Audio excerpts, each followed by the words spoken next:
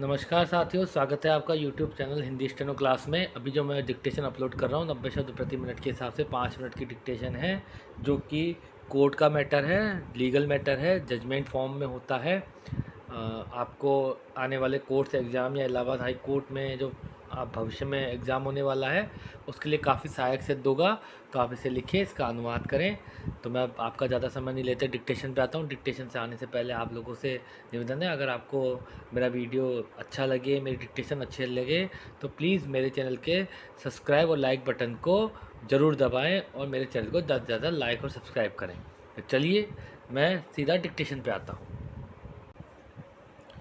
चलिए साथियों, डिक्टेशन के लिए तैयार हो जाइए। Yes, dictation start.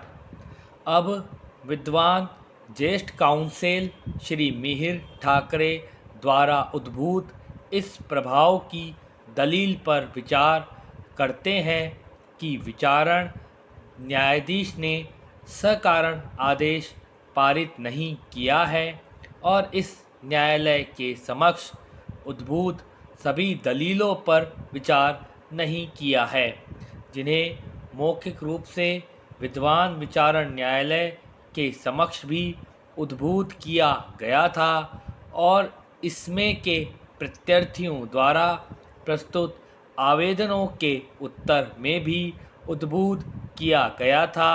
यह सत्य है कि विद्वान विचारण न्यायाधीश ने विद्वान विचारण न्यायालय के समक्ष उसके उत्तर में याची द्वारा उद्भूत विनिर्दिष्ट दलीलों पर विचार नहीं किया है।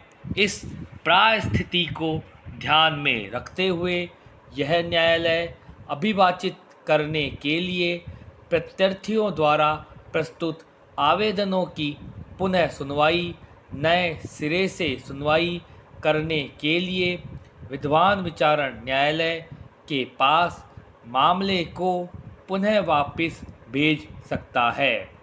ऐसा करने के बजाय और जब न्यायालय इस पहलू पर विस्तारपूर्वक विद्वान ज्येष्ठ काउंसिल की सुनवाई करता है, तो प्रश्नगत आवेदनों की पुनः सुनवाई, नए सिरे से सुनवाई करने के लिए विद्वान विचारण न्यायाधीश के पास मामले को वापस भेजना व्यर्थ का परिश्रम होगा और इसलिए यह न्यायालय अपने पर्यवेक्षणात्मक अधिकारिता में विद्वान ज्येष्ठ काउंसिल श्री मिहिर ठाकरे द्वारा उद्भूत विभिन्न दलीलों को ध्यान में रखते हुए प्रश्नगत आवेदनों को विनिश्चित करना ठीक समझता है।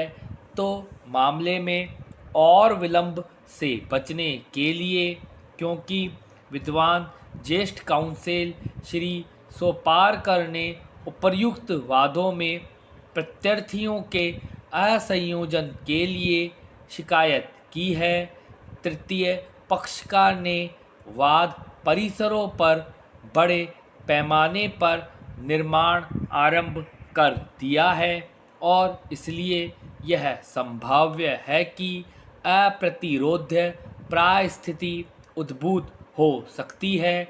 इसलिए इस न्यायालय ने आवेदनों के गुणागुणों पर क्रमशः पक्षकारों के विद्वान ज्येष्ठ काउंसिल की सुनवाई की है और अंत में यह निष्कर्ष निकाला है कि वर्तमान प्रत्यर्थियों द्वारा प्रस्तुत प्रश्नगत आवेदन स्वीकार किए जाने योग्य हैं और इसलिए इसमें उपर्युक्त अभिलिखित कारणों से वर्तमान याचिकाएं गुणागुण रहित हैं और संविधान 1950 के अनुच्छेद 227 के अधीन इस न्यायालय का हस्तक्षेप अपेक्षित नहीं है। पैराग्राफ। तथापि यह न्यायालय विल की वैधता और असलियत का प्रश्न खुला रखता है, जिसमें यह प्रश्न भी सम्मिलित है कि क्या 2000 की प्रोबेट आवेदन संख्या 74 के अधीन कार्यवाहियों में प्राप्त उत्तराधिकार प्रमाण पत्र एक कब्जा प्रमाण पत्र या प्रोबेट कार्यवाहियाँ हैं, क्योंकि उक्त विवाद्यक पर कोई भी निष्कर्ष याची द्वारा 2000 की उक्त प्रोबेट आवेदन संख्या 74 में न्यायालय द्वारा जारी प्रमाण पत्र का प्रतिसंहरण करने के लिए उत्तराधिकार अधिनियम 1956 की धारा 263 के अधीन प्रस्तुत 2008 की सिविल याचिका संख्या 161 को प्रतिकूल रूप से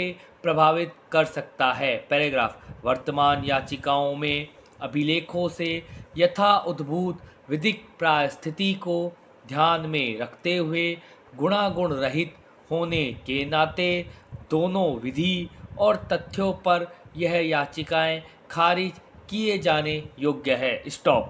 तो साथियों, आप इसे लिखिए।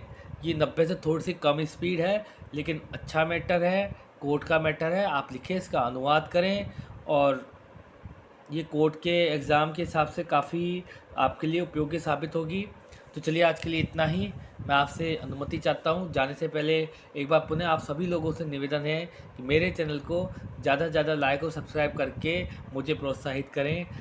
अब मैं आज्ञा चाहता हूँ। आपका दिन शुभ हो। नमस्कार।